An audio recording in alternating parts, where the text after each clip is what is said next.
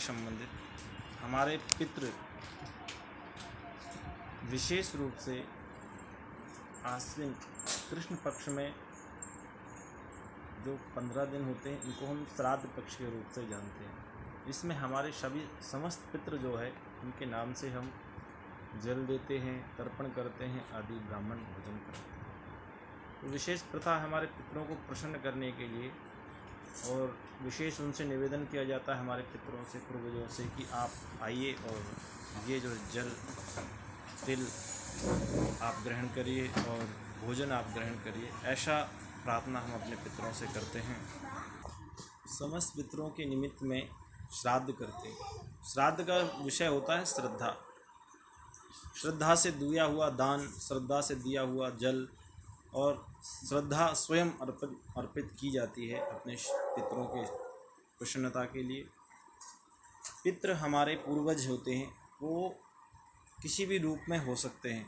कुछ लोगों का प्रश्न होता है कि आचार्य जी क्या हम गया जी पिंडदान करने के बाद में अपने पितरों का श्राद्ध कर सकते हैं या नहीं कर सकते हैं? क्योंकि ऐसा मान्यता है कि गया जी में अगर पिंडदान किया जाए, श्राद्ध किया जाए तो पितरों की मुक्ति हो जाती है। वो पितृ हमारे भगवान के धाम को चले जाते हैं, वैकुंठ धाम को चले जाते हैं।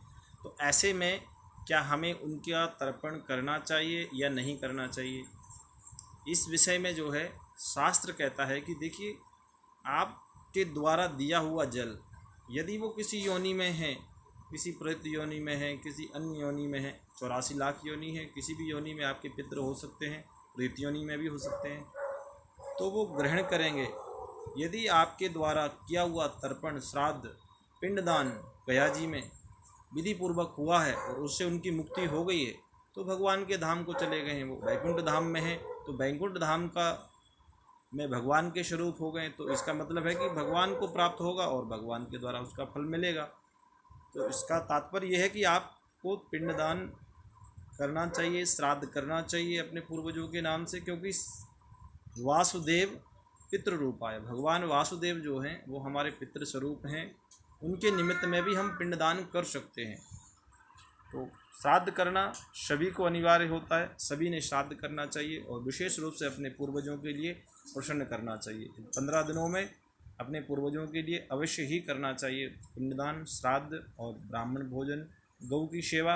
इन 15 दिनों में करने से आपके समस्त कई प्रकार के पितृदोष होते हैं। 3 जन्म के पितृदोष माने गए हैं शास्त्र अनुसार।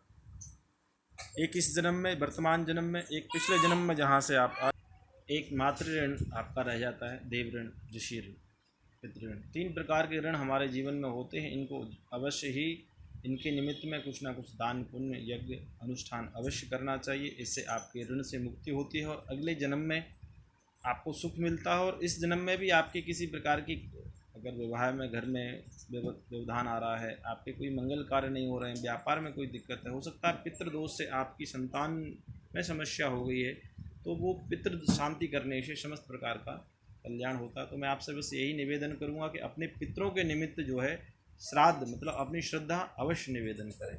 जय श्री राम।